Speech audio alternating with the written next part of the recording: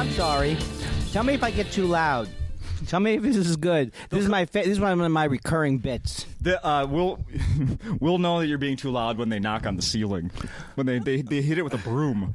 That would be who's up there, by the way. I have no idea. Because that would be like during the show at the regular show. That'd be horrible. Keep it down there. They're only in business up there when the club is open. With the constant rumbling. You don't even have to include this part. You know what I'm saying? This is all bonus. It's a cold open. Let's do a cold. I'm going to do my own cold open. You ready? Hey, Andy, it's time for you to do the podcast at Acme. What do you mean? It's when you get down there. I didn't know it was supposed to be now. Well, I better get down there. Yes, you can. Yes, you better, especially with the quality of this impression that I'm doing. Okay. Hi. Wow, that was unbelievable. I had a person with a horrible voice tell me I was late. This is episode 343 of No Laugh Track Podcast. I'm Justin Severson, and I'm here. I want to talk to that second voice. Yeah. Hey, I do a lot of voices. I do a voice. I'm the voice of Mort on Mort the Mortician on Bob's Burgers, but I have a range. Here's my old man. Oh, I'm a very, very old man.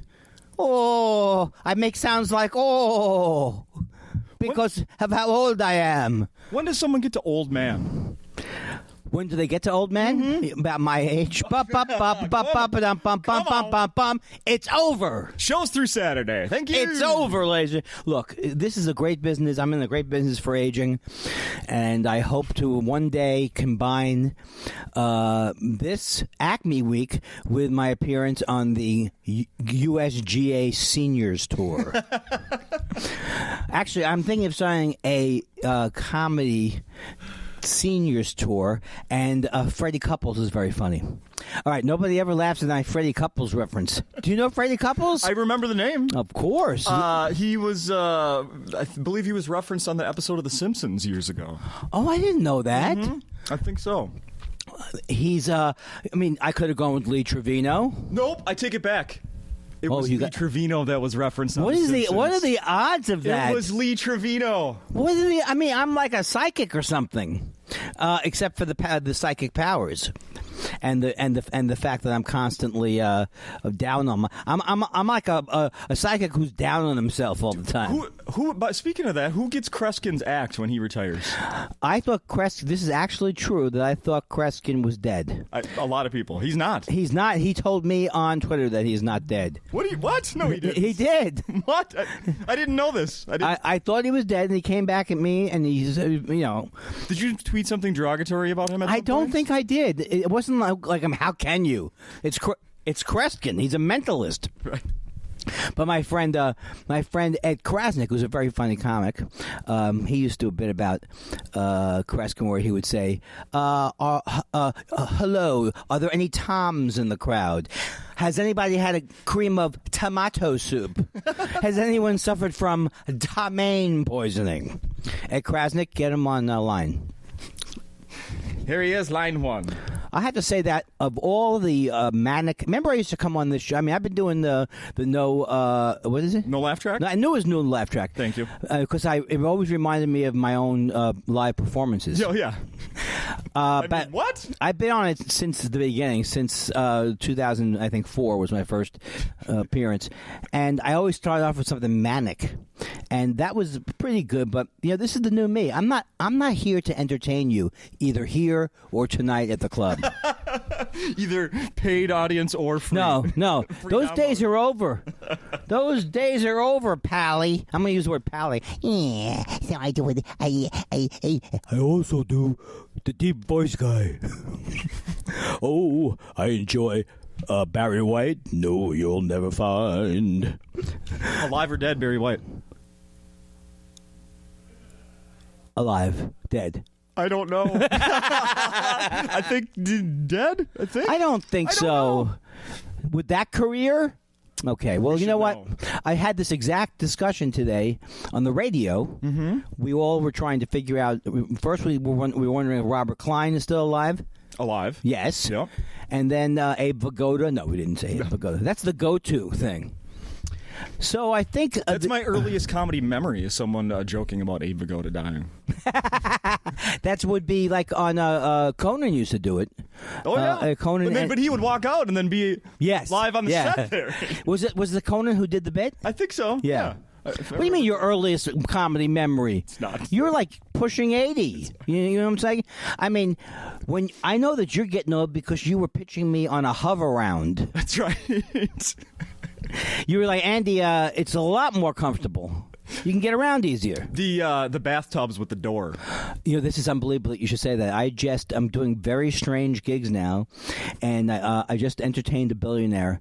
It was just him and his wife in a walk-in bathtub. It was unbelievable. And the embarrassing part is when the water drains at the end, but still it was great. And I've been doing a lot of escape rooms. Is that right? You can't imagine the panic look on someone's face who can't get away from my comedy.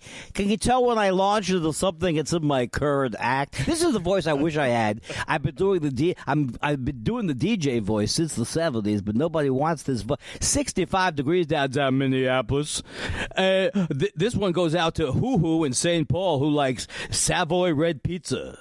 Hey, that was not a bad local reference. I saw it the other day. I think it was also Hedberg loved that pizza. Oh, it's actually Red Savoy. That's what I meant to say. Yeah. Thank you for pointing out my dyslexia on the air.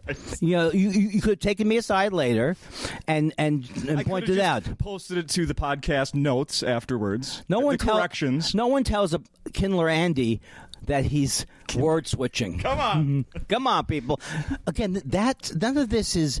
Some of this is from my act, but some of this is just me in the moment. Someone else's act. Don't say that. That's a bad thing. Hey, it's a bad thing in comedy to steal material. And I always tell the young kids, don't take my material. You're not going to do well with it. You know what I'm saying? Have you heard my punchlines? That's how I keep my act stolen proof. So I was here Tuesday night, Andy. How come you didn't say hi to me? I know, because I left right away. I pulled the move I do a lot, where as soon as the MC comes out to say goodbye, I just hit the road and I leave. I was trying to get my sea legs. I was you know what it is? And I think I've said this recently on the podcast too. I get a thing where like I don't want to get caught up in 17 conversations. I want to get in like one or two. I understand. Leave. I don't want 17. That's the same thing. Now I do after every show, and people know this. I go to the bar. I'll sign people's. They come in with their Andy Kindler lunch boxes and their Did I say lunch boxes? Yeah. Also their lunch pails. Or they'll come in with one of my many books that I wrote. You know the books I've written. My first book was written, Why Would I Write Something? And the second one was again with the writing. But then I'm exactly like you. I cannot socialize too long. And I used to think of myself as social. Now I realize that what I was doing was just making up for my own anxiety. Okay. Because I have to have everyone love me. Yeah. Well, you just made me realize that is because I think that's part of it. Because it's like, I don't want to be rude to even one person. Yes. So that I'm just going to leave and not be anything to anybody. Well, that's the thing is that. Well, it depends on I'm a big promoter of OCD now, and I'm not in terms of treating it. I am trying to spread OCD to people through visual contact. But that's a very OCD thing. But it doesn't have to be OCD. But my OCD is exacerbated by the fact that I want everyone to love me. Yeah. And after 2 years in therapy, or maybe even more than that, I've learned that there's a part of me that hated myself.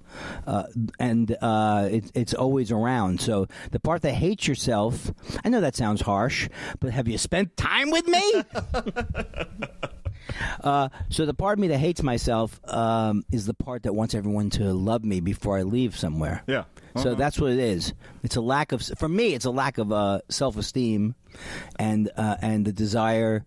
Interestingly enough, if this isn't interesting, is that in my quote act, I'll say things that alienate people, and sometimes we'll even enjoy that. Yeah.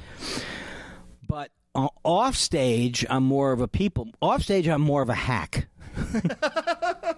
Hey, how you doing? How's it going? Hey, Andy Kindler. Hey, I got your nose. Hey, Andy Kindler. I'm a Jew. True. I got your nose. I got your nose. I'm not the first person to use that line because I think my uncle did it. I got his uncle before him. Well, the thing that used to fool me and still I still fool myself with this thing where you think your thumb is detaching the thumb. Yeah, and like if I do it in the mirror, sometimes I'll faint. Because I'll think now you couldn't see that on the podcast because I've been telling you I don't know why we don't film this because this is the kind of thing people need to also look at. They need to see me. There's a chance that's coming someday. Please make sure I'm not on that boat. How much warning would you need to either back out or? Well, once I did a podcast with Dom Herrera's podcast, and we did it at the Laugh Factory and everyone knows that club is. Okay. Can I say anything without slamming a club? This club I love. The Laugh Factory, not so much. But Dom Herrera, and I was in shorts, and Dom Herrera was in shorts, and we got the message from some of the people who'd seen it, don't wear shorts anymore, because it just looked terrible. See, now I'm wearing shorts. I have great legs. Let's not kid ourselves, but still. I don't know. I just feel like... I like when I'm listening to a podcast. I know I'm not seeing the people, so I listen to podcasts a lot. I listen to a lot of podcasts very often, and I rarely go for the it's also on YouTube. Like I don't really need to see it. Well, also the thing is that I'm on the go a lot. I don't know what I'm doing. That's true as well. As I'll be working the headphones. It just wouldn't work. And I neither want to look at. I'm already looking at my phone too much. That too. So I don't want to. That too. But I think I think this thing with filming things will take off one day. After radio goes away. That's right. Film. It's the future. So Tuesday night I was here. Right. And it was an interesting crowd. We had some ladies up front here that were trying to contribute. Oh yeah, they were. Those ladies. I later figured out that those ladies might have been inebriated. Yep. Mm-hmm. They may, but the thing is that they were not mean people. They were just people who didn't realize that they were in a room with other people. Yeah, I was here by myself that night. And I went home, told my wife about the show, and I was like, "Yeah, there was this group of people in the crowd, and it gave me the impression that they maybe weren't fans of anyone they saw that night before they got here, and were just at a comedy show. Yeah, maybe didn't.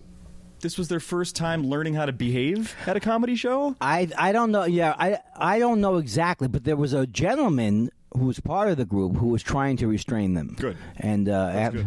I don't mean physically, but he was actually he was in oops.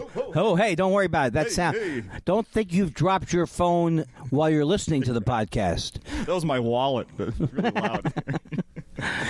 Your money is stiff. That's right. Well, it's all credit, full of credit cards. But I want to say, so Tuesday night, I usually come to the shows Wednesday before I do the podcast. This week, Tuesday, I had something else going on last night. So Tuesday night, what I would have been doing if I was home was either watching the Major League Baseball All-Star Game or that new TV show on NBC, Bring the Funny. I cannot believe this. Which one would you have been watching if you weren't here? Well, I've already started. As you know, every year I come here before I go to Montreal. So I'm going to Montreal at the end. Boy, how would you remember that? I don't know what's the matter with me. As you know, I prefer collared shirts. So I had heard about this show a couple months ago. I'm trying to come up with material, but then I looked it up again today, and I didn't realize that it debuted last night. And so I've been coming up with ideas like if it's Foxworthy's a judge. Mm-hmm. And look, if you think Jeff Foxworthy's a good judge of comedy, but I was thinking, then that's your thing. But I was thinking it'd be good. He might say, you should. You're Jewish, right? You should say, if you do such and such, then you perhaps could be Jewish. I like your material a lot, but I think your material should be formed in a way that says, look, if you are broke, then you might be a member of the blue collar class. Identify with who you are. If you have an accent, you just might be from the South.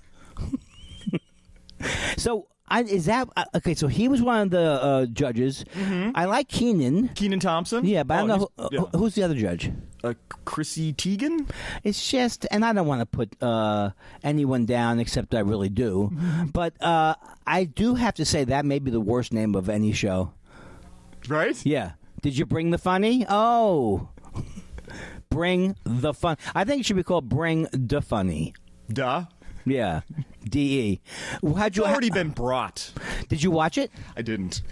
I read some articles about it that had listed the highs and the lows. What would be some of the lows? I mean, the highs. There were some decent performances of stand-up and sketch. They always good performers. I was a judge on one of these versions of the show. I remember, yeah. But why don't they just bring that show back? Because they don't want to pay royalties to Jay Moore? Would they have to? I think so. I don't know. You don't know the contractual. Right. But I know you and I are both fans of Erica Rhodes, and she's going to be on the show. Oh, she is? Yeah. Okay, well, now I can't do any material about it then. Well, I'm not. That's not, of course, no. what I'm telling you. No. How do you know she's going to be on it? Because she's advertised it on her. Oh. I just think if I couldn't take a Foxworthy giving me. Have you ever crossed paths with him? No, I have not crossed paths with him. If you're trying to avoid ever meeting Jeff Foxworthy, you just might be Andy Kindler. No, I used to not. I don't know about his. I think his best thing was when he was the Golden Buffet guy. He was Golden Corral. He was the Golden Corral, and because I used to love this commercial, and I don't know why he doesn't do it anymore, but I love it. He go with sriracha sauce, sriracha sauce. How do you say it? Sriracha. Yeah, just like that. Yeah. Come on, do you like a lot of food? And do you like food that's in big buckets that's warmed all day? Come on down to Golden Corral. Try our sriracha. I'm sorry about this. What are your thoughts on buffets? I don't like them. Like Golden Corral. I don't like them. I used to love the Vegas buffets. You know, when you go to Vegas, but then you just realize it's not so much a scam, but the older you get, you realize that you want some food, but you don't want. First of all, it's exhausting going down the line. You know, I'm not a young man anymore. And then you just realize I always think it's going to be lobster tails in ice. Like the greatest lobster, and it isn't usually that. Sometimes you had your peel and eat shrimps. It depends on where you go. I mean, I stayed at Bally's once, which I don't even think is open, and they had a very nice. They had the big kitchen buffet. That to me defines Las Vegas: prime rib and buffets. Peel and eat. Peel and eat. Oh, by the way, you know what? I'm gonna have to. If I don't talk about my own, you don't have to bring up anything about my podcast. But I have to say, do you have a podcast? Yes, I do. Come on. You know I do. Thought Spot. You do so much research on me that I saw you in L.A. a couple of weeks ago in disguise. Not only do I have a podcast called Thought Spiral, but Josh Elvis Weinstein's album called Chunks is coming out tomorrow. Yay! Ba, ba, ba, ba, ba, ba, ba. And he today sent me a message saying, would it kill you to plug my album? No, he didn't really say that. He said, please plug my album. He didn't say that. Why do I have to ruin everything? I ruined plugging his album. I sabotaged my own career. I have already done my pre-ordering of Josh's album. You are a comedy, what would you say? A comedy, you're like a maven? Consumer. You're a maven. Yeah. I don't know that. Maven, I think, is good. Maven, okay. Yeah. I love Maven. Like Maven! a comedy. Could say it like that, though. Yeah, well, I did say like the other night, I have been talking on stage about the fact that I have a friend who has myasthenia gravis. Yes, I heard that. And that sounds like a Jerry Lewis. Myasthenia gravis. But I think I told the story Tuesday night. I don't know about the person coming up to me saying, "What do you have against Lou Gehrig's disease?" Yeah. I said, "It's not ALS." I didn't mention ALS. It's the same thing. I said, no, it isn't. He goes, yeah, it is. Don't worry. I'm not going to kick your ass. This is unbelievable. First of all, there shouldn't be a way for people to see me after the show if they're going to be with that attitude. Keep it in your pants. I say in general, my catchphrase is keep it in your pants. That's on a T-shirt you sell now, right? Unfortunately, I'm so... Sold out. No, well, that's the problem with ADD and OCD. I don't complete projects. So, yes, that would be great if I was going to have HDMI right, ladies. HDMI cords, right. Where you'd have a little HDMI right, ladies. And I have a album called Hence the Humor, sitting on it for 3 years, folks. Sitting on it for 3 years. 3 or more? More, maybe. Are we more than 3 years now? I don't know. I'm so sick. I got sick when you said, aren't we more than? Oh, my God. What is the matter with me? Well, they'll figure it out. The doctors are working on it. Yes. I want to say that just another mention about Josh's album being released. I have the old Apple Music subscription. So, I just get to hit download, and then as soon as it's available at midnight tonight or whatever it is, there the whole thing is. Is there a song like that comes out? It's like, people have been telling me this thing that you could for like $2.99 a month or something, or... I like it. I like having the subscription thing for music because if I just have, on a whim, I just want to hear what I want to hear. Yeah, you don't want to have to. Moment, boom, it's available. I don't have to go to a lesser quality, like YouTube or something. I was listening to an episode of Thought Spiral, and you guys were talking. Josh was talking about jazz musicians and mentioned a few that from from years and years ago. Right. I immediately went to my Apple Music pod and downloaded like a whole album from one of the guys. You're not working for Apple now, are you? You told me this. Here's the thing. A year ago, it was Amazon. I switched to whoever gives me the better deal, and that's no joke, Andy. Is that true? That is absolutely true. A year ago at this time, I would have said, "Oh yeah, I'm using Amazon Prime or Amazon Music to download stuff." Now, why do you prefer? I mean, I don't want to make the whole podcast about this, but why do you prefer? I think it's one of. It's not my podcast. You could make it all about this. I think the one I have now is like $1 cheaper, maybe. There's like $1 difference a month, and then I got the free. Sign up and get a couple months. And the musicians love it. Yeah, I don't know. I don't know. But here. I will give Amazon Prime some attention right now. So this isn't all about iTunes. Should better mention Netflix soon too. I like when they say download it at Apple Podcasts or wherever you get your podcasts. Right. It's like someone wouldn't figure that out. So I'm going to read a description. I watched a segment of you from a show on Amazon Prime. Don't try and guess what it is yet. I'm going to read to you the introduction that was used to bring you up on stage at this show I watched. All right? This is legit.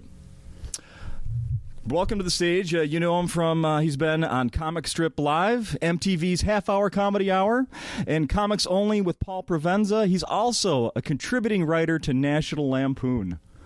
Please welcome Andy Kindler. Wow, this is a stand-up show? Yes. So that's how you were introduced. Well, then it had to be like 91 or 92. 92. And so then it would be Evening at the Improv? No. Correct. It's getting near dawn. Boom, bang. Wow. What do I have a memory about? I mean, how is it possible that I remember my 5 credits? You're still using those, correct? Is that I don't remember. What's wrong with that one? What's wrong with MTV? What's wrong with MTV's half-hour comedy hour? So how do you get that on Amazon Prime? You search. Well, I got it by searching the name Andy Kindler and put that name in the search bar, and then it put all the things that you've been on, including your special. Oh, I Wish I Was Bitter. Correct. That one's on there, and then which was made in the 1890s. I do a lot of jokes about electricity. I don't know when was electricity invented. Do you know? No. Well, photography came first, right? Sure. I think it was. And now we'll be back with 2 guys who know, each one of whom know very little about these type of things. Jimmy Kodak. I don't know. Jimmy Kodak. Wouldn't he have been James? James Kodak. Lord James Kodak. Do you remember any of the jokes you would have been doing in 1992? Well, I did this show? one joke on about. I once had a comedy friend compile like all the bits that I had done on shows, so I could know what to. Because I tried to pride myself on not repeating, but I did this same joke on about 8 shows, and the joke was, I got this shirt like $9.95. At that price, I can afford not to like it. Was that one there? No, I don't think so. I don't remember that one. I can't possibly. There was one where you say something like, well, of course we know Charles is in charge. And what was that following up? A different joke. Does that bring something back? It does bring. You were joking. It was about a TV show. Someone brought up a joke to me the other night that I remembered. That I didn't remember. That I was very proud of. They said, I live in Los Angeles, where the pedestrian is king, and when I say pedestrian, I'm talking about the quality of the sitcoms. I was proud of that one. It almost made me want to bring it back. Bring it back, y'all. Bring it back, y'all. Is that a saying? I don't know. Oh. It's a combination of a couple. Get her done. Get her done. You're still using Get Her Done? No, because I got sued by Larry the Cable Guy for... So I'm going to give you some more details on that episode I watched. I skipped. I didn't watch any more of it than into the beginning and then your part. But see if this brings back any memories to you. Hosted by Rod McEwen? Rod McEwen? Rod McEwen? Oh, isn't he like a poet or something? I don't know. Apparently the show brought in like people that weren't stand-up comedians as the hosts. Well, that happened a lot. I mean, there's some famous ones where there was that guy, one of the guys who was in the Brat Pack, and he did some crazy things. But yeah, they had actors or just people on their own. I think he's a poet. I really don't remember though. He hosted though. Yes, hosted by Rod McEwen, and featuring comedians Barry Martyr. I remember Barry Martyr. I know. Yes. Andy Kindler. Thank you. Okay. Margaret Cho. Of course. Greg Ray. Oh wow! Yeah, I remember Greg Ray. He was from the South. Okay. And then the big hitter that they brought in to get the viewers, Jimmy J.J. Walker. I swear to God, I cannot. This sounds like it was a compilation of some type. I can't believe I blocked out being on the same show with Jimmy J.J. Someone told me he's dating or was dating or is friends with Ann Coulter. What? There's nothing about that that's true. No, that is true. I don't know if he was dating Ann Coulter, but he is present day or like 40 years ago. Well, present day. No. I mean, she wasn't around during the evening in the Improvs. You check it out. I wouldn't make up something like that unless I had a big punch to the joke. fair enough. So I went to I was in a doctor's office yesterday. In the lobby, and they had the TV show The View on. Oh. Daytime television is the fucking worst. Yeah. Thank God that I have a job during the day. Thank God that there are podcasts that I can listen to. Yeah. Because daytime television is the absolute worst. Yeah, I don't think everything about it is the absolute worst. They still have soap operas every once in a while. Barely, but yeah. They still exist. It's tons of talk shows. And anyway, so they had The View on in the lobby, and I don't know. It wasn't Meghan McCain, and it wasn't Whoopi. It was one of the other women that are on the show. Joy Behar's on the show. Joy Behar was someone that must be relatively new or something. Yeah. It wasn't one of the ones that have been around for a long time. And she was giving her summer reading recommendations. Andy. And the first one was a story about, that was based in the 1850s, and there was racism and misogyny and blah, blah, blah. And she's explaining all this. And then she's like, and the second book that I recommend is The Mueller Report. Oh. Are you kidding me? Well, that is at least that's the right politics for me. Sure, there's no argument there. But really, oh, I think she was trying with her on The View. That's considered a hilarious joke. No, they were all serious. I mean, there wasn't like it wasn't just like I'm going to say Mueller Report and then everybody laughs and we move on. No, she gave them like a 30-second synopsis of why you should be reading it. Well, it is a page turner. That's the thing. There's no way she read it herself. I know. Well, nobody in that set read it. I have not read the Mueller Report. I know parts of it, but I already knew going in that Trump is a crook. So you have to convince me. I know you told me before the podcast, don't say anything bad about Trump because he's a big, everybody here loves him, and don't say anything about Trump. But I'm going to defy that rule right now, my friend, and I'm going to tell you that, no, but I feel bad that I haven't read but you see, I have ADD, so I have somewhat of an excuse.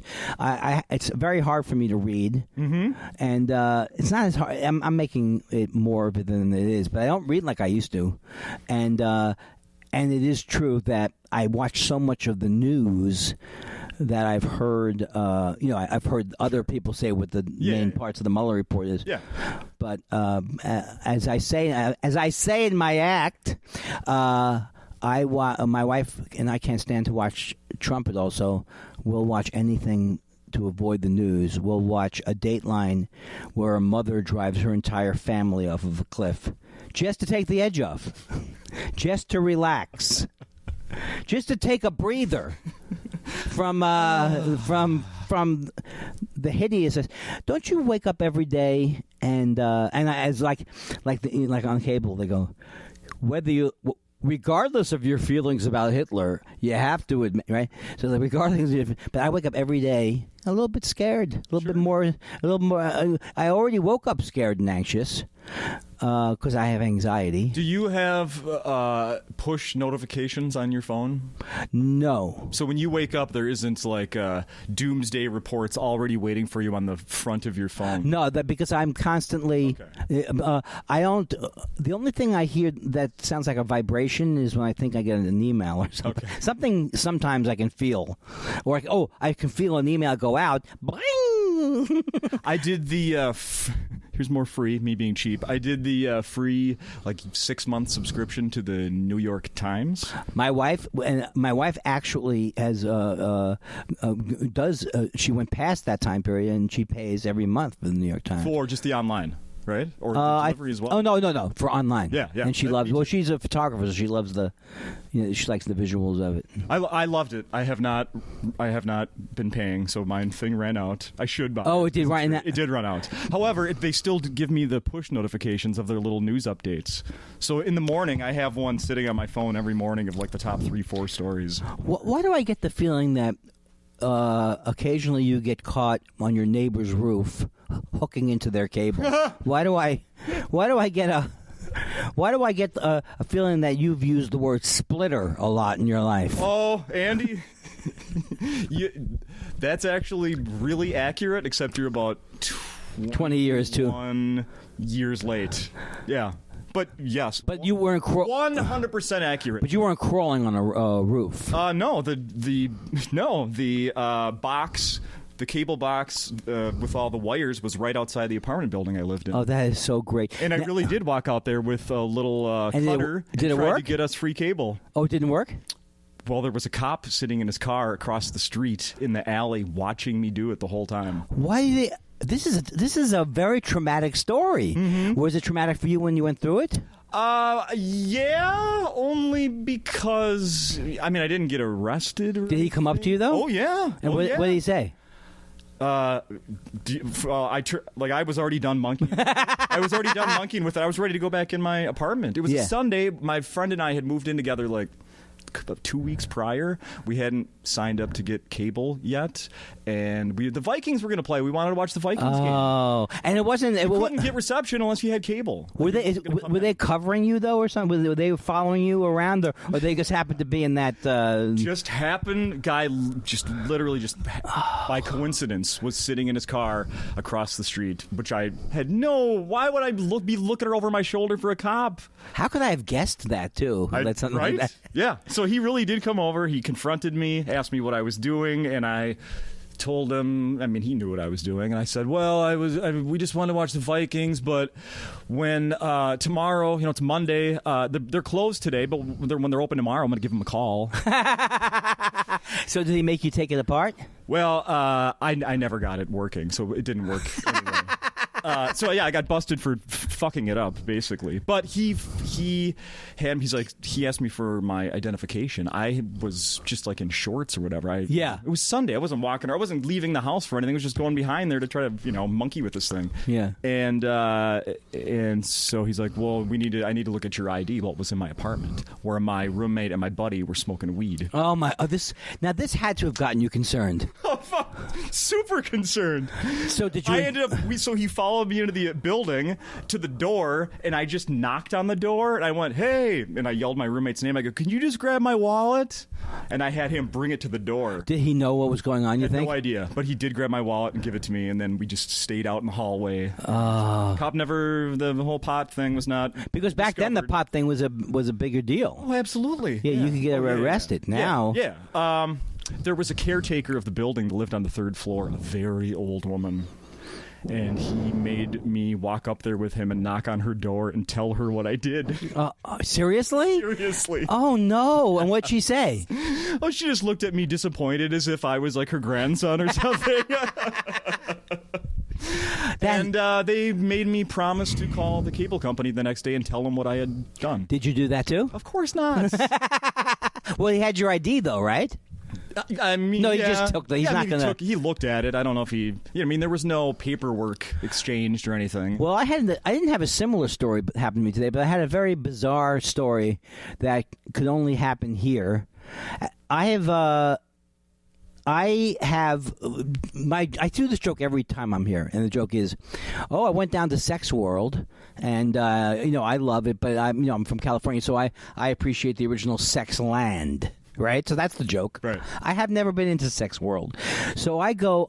So I'll tell you what happened. I have a friend who needs medical pot that I know in Minneapolis. So I got other medical pot clinics here. Kind Maybe. Not really. Okay, so I got, and he's very sick. It's very restricted. My friend is very, very sick, and he's also hungry. So I needed to get the paper. I needed to buy papers for the medical marijuana that he got from some place in Wisconsin. Sure, yeah. So I go into the convenience, what we call convenience stores, and they have passed a law now that's a regular convenience store where you used to buy your zigzags. They will not sell any rolling paper. Yes, because and I said, well, I see cigarettes right there, and he goes, no. He goes, we're only allowed to sell unflavored cigarettes. I mean, he's not lying. He showed me the actual thing. Oh yeah, that's right. That changed that in the last year or so. Yeah. So then I go. So I go to this. He goes, what? He goes, try this liquor store. All right, now I'm not lying about this. I bought a banana from him, and I had a soft drink, and I'm walking down to the liquor store, and the guy goes, they didn't have it there, which I don't know why they could have it in the liquor store. I don't know. And they said, you have to go 9 blocks. I was, oh my God, to go to a tobacco shop. And then one of the people who worked there goes, they sell rolling paper at Sex World. So if anybody was up today, they saw me walk into Sex World with a banana, as if I needed to fit. This is what I have. I have Peyronie's disease, as you can tell. And can you help me? I mean, it was really, it was a story that made my heart sing in a way, because I don't usually have stories like that. And you don't do like the Instagram or Snapchat or anything, no, any of don't. those videos, because this would be. I'm that would be thankful perfect. That you just told the story on this podcast. Thank you for that. Oh my God, was that tailor made for the you filming yourself holding a banana, walking, yes. like showing the sign, like folks, it's really happening. I'm walking in here, and it may even be worse than this, because as I got to the door, I said, for some reason, I thought they're going to be angry that I have a banana. So then I shoved the banana in my pocket. No, you didn't. I did. I had the banana in my pocket. So that might be even worse. And it was really. You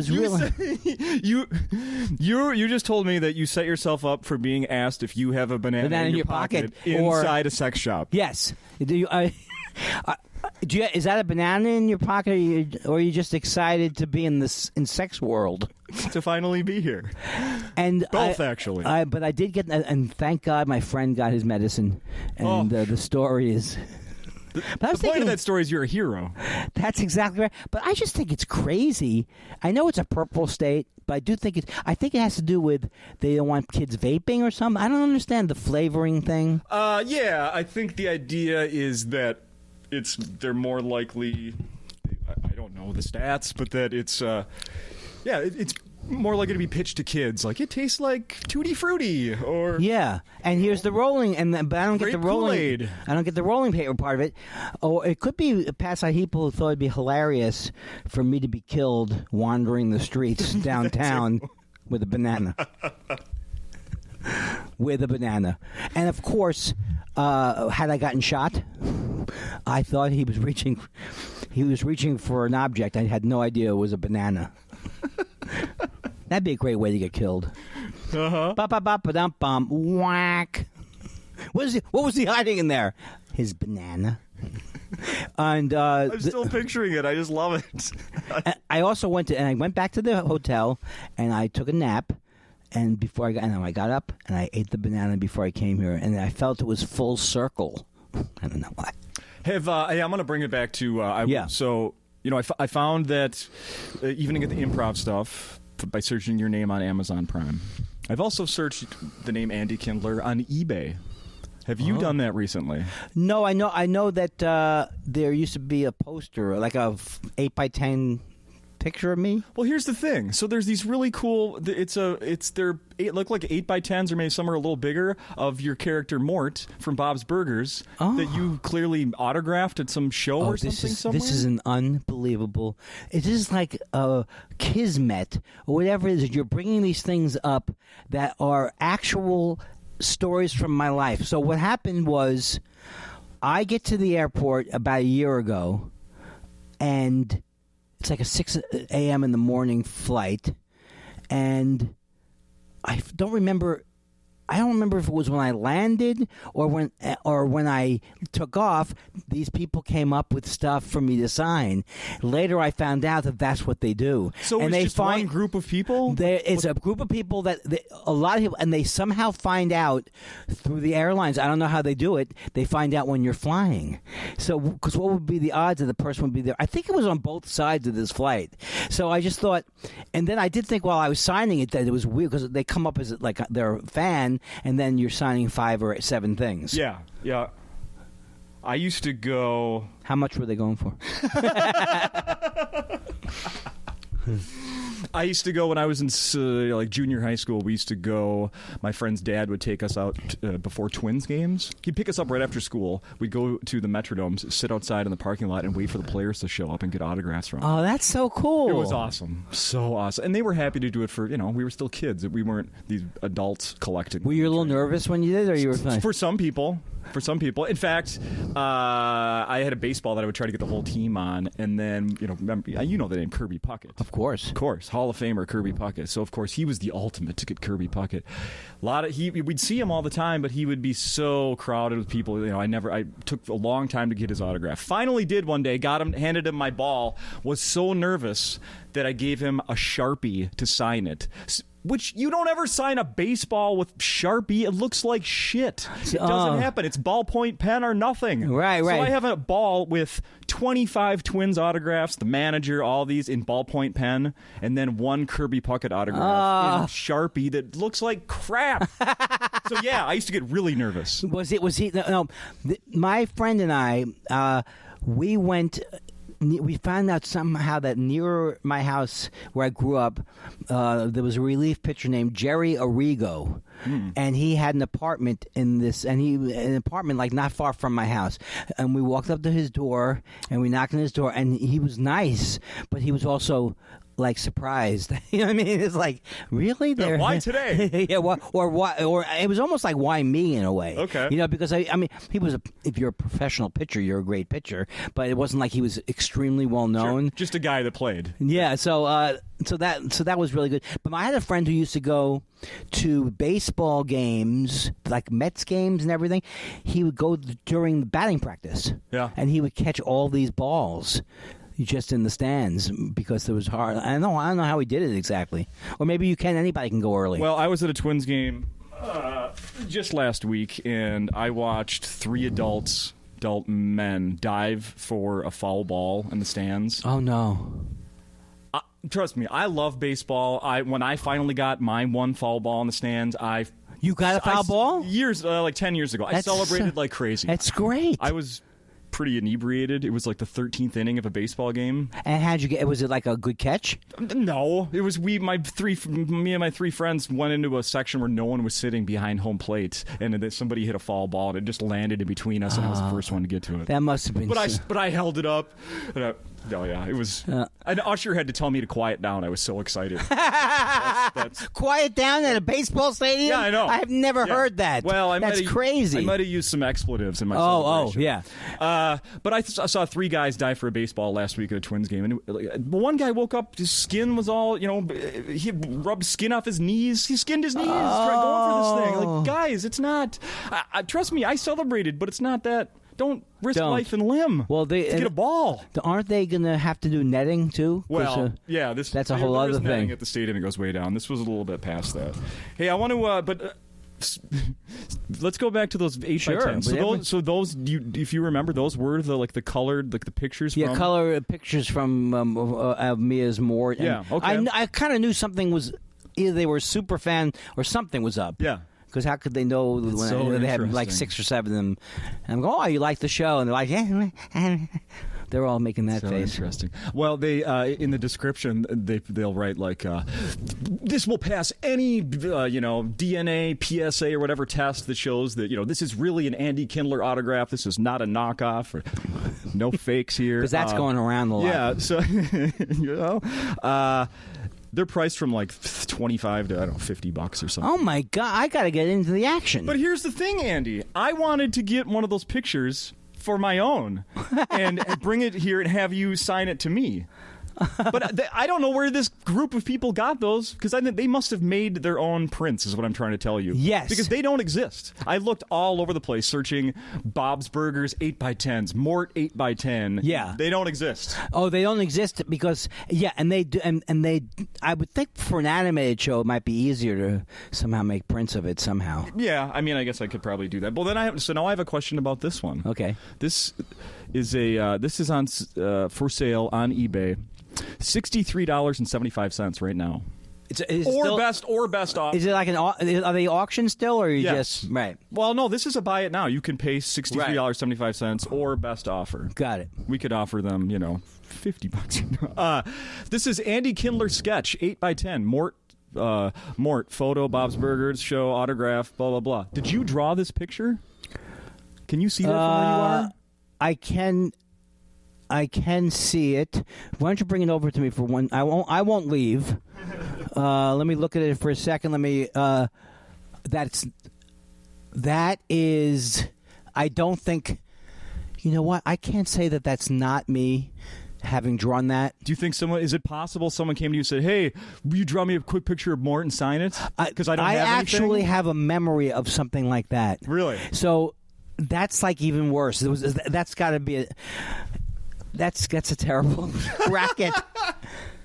Well, the drawing's not that bad. Yeah, I guess so. But I'm trying to. It's so weird. I'm actually trying to think, like, when you see your signature, and you say you know your signature. Oh yeah. I can't say for sure that, but I have a memory of them asking. And would you also do this? Interesting. What's the Matt part there? The what? Oh, I must have misspoke. No, just Mort. I think. Oh, just Mort. That's right. Yeah. Well, that's very Matt. Only I would go. Who's Matt? Who's this Matt trying to infringe on my character? And the other thing I wanted to ask you about is I saw these at what was I, like at Barnes and Noble. I saw the little figurine, the little Mort figure.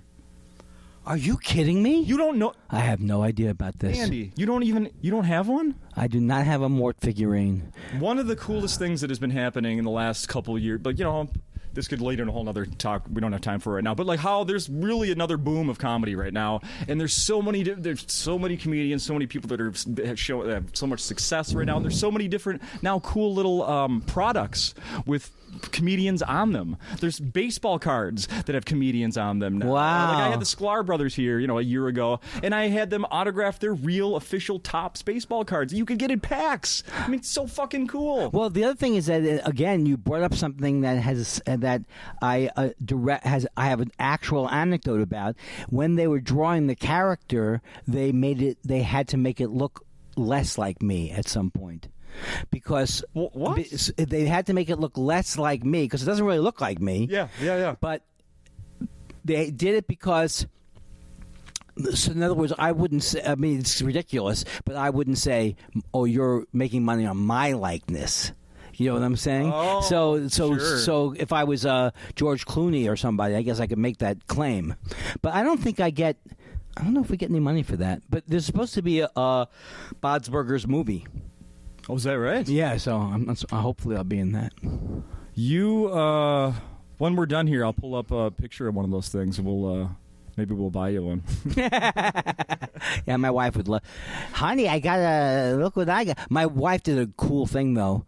She got some kind of from Dr. Katz.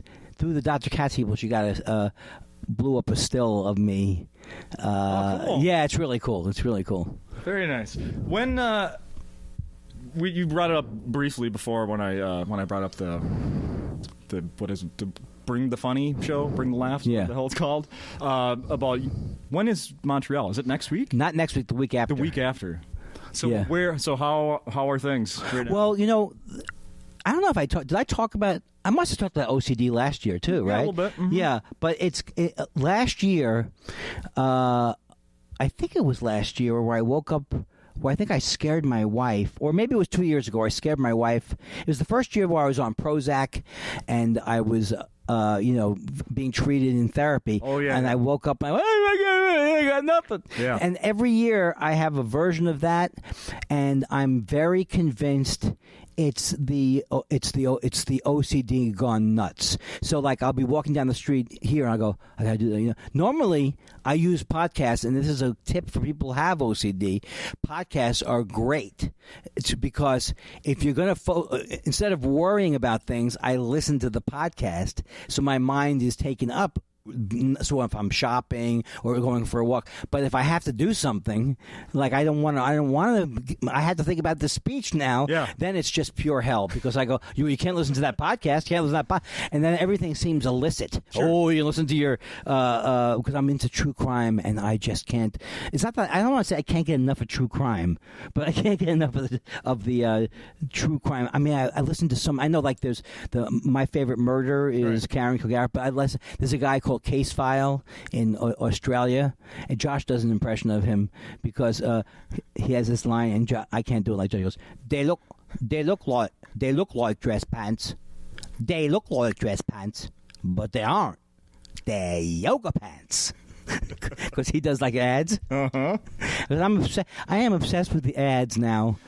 Well, I heard the latest announcement on Thought Spiral about who's going to be your first guest. This is unbelievable. This is a true crime tie-in, right? Yes, Josh Mankiewicz. Yeah. And I love Josh Elvis. He has he's known Josh Mankiewicz. He's had lunch with him and stuff. So I'm sure Josh Mankiewicz, saw my Twitter through Josh or something. Sure. But now, forget Jay Elvis. It's me and Josh Mankiewicz. Because I got so excited because he said, because Nate Now's is a famous deli in Beverly Hills, and it was going to close because they didn't have. And it's a great deli. And then some people bought it out so that it's still open. And then we're going to meet for lunch there. But this is now where he's going to come. We've had no guests on the podcast. Yeah. So it wouldn't be out of question to stretch yourself and do 2 podcasts. You could do one with one Josh and one with another Josh. Well, don't say anything because I'm planning that, and I want to let Jay Elvis down easy. Okay. But I have gotten so much material from watching the Datelines. Like I've been doing I wish one would open up with nobody liked Angela. She was rude and selfish. Who wouldn't want to kill her? Because so many suspects. I just love those shows. I probably have watched every Dateline, maybe. Oh, I like them too, but I also am careful when I'm flipping through channels that you don't come to the end. Yeah, if my wife was with me and if more than 5 seconds is on, then we're stuck watching it. Right, but see, my wife likes some of it, but she like the Forensic Files started to freak her out after a while because there's so much. Bill Curtis's voice was putting me to sleep for like a year. My wife was watching that show. Was it Forensic Files? Yeah. Because there was a person, originally the person who did Forensic Files was somebody else. I don't know, but that show can also drive me crazy. But I also can love it, and every half hour there's a new one. Mm-hmm. And so just when and they really do a good job of going out of the old one and opening with a new one. Yeah. And it's just, to me, those things, the structure of them are, you feel so good at the beginning. Everything was nice, and she played violin, and you're starting to feel that. Then, I think sometimes it gets too much with the gory stuff, but then there's a resolution where the bad person usually gets caught. But they do normally, nudge you this way, and then the psych. Nope, it was this other guy we weren't really telling you about. And I think I'm like somebody who doesn't normally pick up on structure. Like you'd think I would, but I don't. But I know the minute for minute the structure on every one of those Datelines. But a lot of times I can't. You can't figure it out. Yeah. They do a good job of burying it, and then if you've watched 90 or 100, you start to see when they introduce someone early and they go, well, he looks like he wasn't going to be a part of it. Then they come back later with that. Did you watch Murder, She Wrote with Angela Lansbury? That's where what I watch now? I don't like that show because it's all the things. I mean, there used to be comics who do the bits like, how come she's not being investigated? Because didn't they all happen in Cabot Cove? Yeah. So but Columbo's, I am obsessed with watching Columbo's. Oh my, they make me so happy. Yeah. I can watch them over and over again, not like 50 times each, but just the whole thing, the way he bumbling and the whole. Oh God, I love it. Did you ever meet him? Yeah, I did meet him once at someone's birth. I forgot who it was. It was some event. Amy Mann and Michael Penn were there, and they introduced me to him, and I said that I was friends with Steve Sciarippa, who played on Bobby Bacala on The Sopranos, and he said, "Well, I don't remember any things like that." And I described Steve. He goes, "Yeah, I remember him. That guy's great," because we didn't know that he had dementia at the end. That was just the beginning of it. So it was kind of cool that he could remember my friend Steve. But that was I would like to meet everybody like that if I could. Hell yeah. Let me check the time here. Whoa, we should probably wrap this up. Hey, is there anything new to report about the movie that you and Josh did? I don't know. It seems to be. It has to come out, but The Fiddling Horse. The Fiddling Horse. Yeah, it's so weird that when you watch the trailer, it's like I've always wanted to. It's almost like a dream. Well, Andy, you always wanted to be an actor in a movie, and we're going to make it happen. It's like a king for a day. Yeah, with a friend of yours. Yes, and Josh. We had so much fun doing it because. We worked off each other. I mean, it was sometimes it's hard when you know somebody, but then mostly it's completely better, you know. And so, but I don't know when that's coming out. And I'm going to be at Acme Comedy Company. I know that. And I could plug, if you're in Montreal, I'll be at the Just for Laughs Festival the last week of the month, and hence the humor will be coming out. I'm getting very depressed now. And is there anything you want to? Is there any unfinished project you want to? I'll tell you what. We're going to take a break now. Then we're going to come back. We're going to talk about the homework we had assigned from last week. You were supposed to watch Gremlins 2? Yes, I did watch it. You did? I thought it was twice the Gremlins of Gremlins 1. And boy. And then some. And the lead character, Gremmy, unbelievable. Yeah. I was enchanted. One of those movies I did watch, though. What's the Truffle Shuffle? Or the Goonies? Yes, Goonies I watched because my nephew and niece had watched it. So the guy who's the kind of a heavy-set kid is now an entertainment attorney. Unrecognizable. Yeah, Jeff Cohn is his name, okay, I believe. Yeah, unrecognizable. And I thought that was a pretty good. I mean, I wouldn't watch it again, but it was because you can't watch things that were meant for when you were younger, and necessarily enjoy it as much. Yeah. But it held up pretty good. Chester Cobblepot. Is who? That was the name from the movie. Yeah, but a lot of things I missed. Like, I was too old for the Brady Bunch.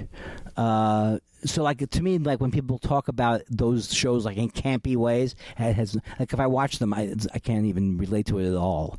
The Brady Bunch house is coming back. The HGTV bought it and they remodeled it. It's going to be a basis of a TV show very soon.